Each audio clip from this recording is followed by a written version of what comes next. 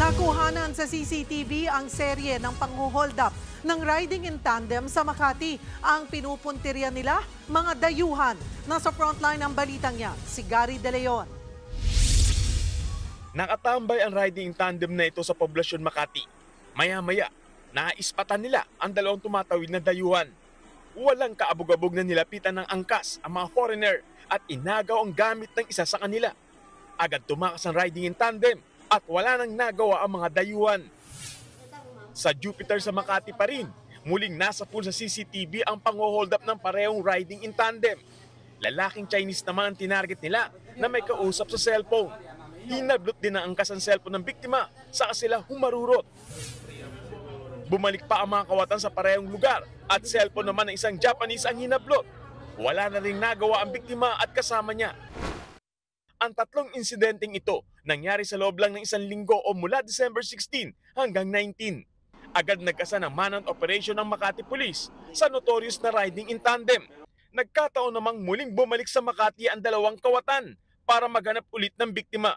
Hinabol sila ng mga pulis at dito na nahulog ang angkas na hold-upper.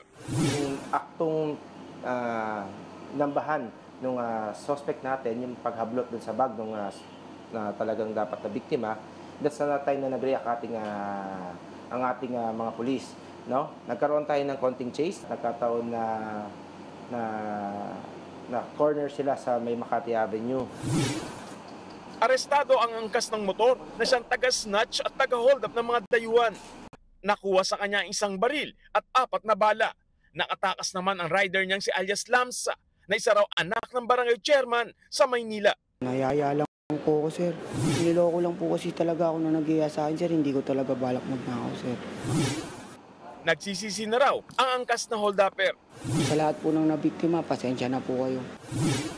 Patuloy ang pagtugis kay alias Lamsa. Kasunod ng serye ng pagnanakaw, mas pinaigting ang police visibility sa lungsod, lalo sa gabi. Nagbabalita mula sa frontline, Gary De Leon, News 5. Mga kapatid, Cheryl Cosim po, huwag maging huli at maging una sa lahat sa balitaan. Para sa tuloy-tuloy na talakayan sa frontline, mag-follow at mag-subscribe sa social media pages ng News 5.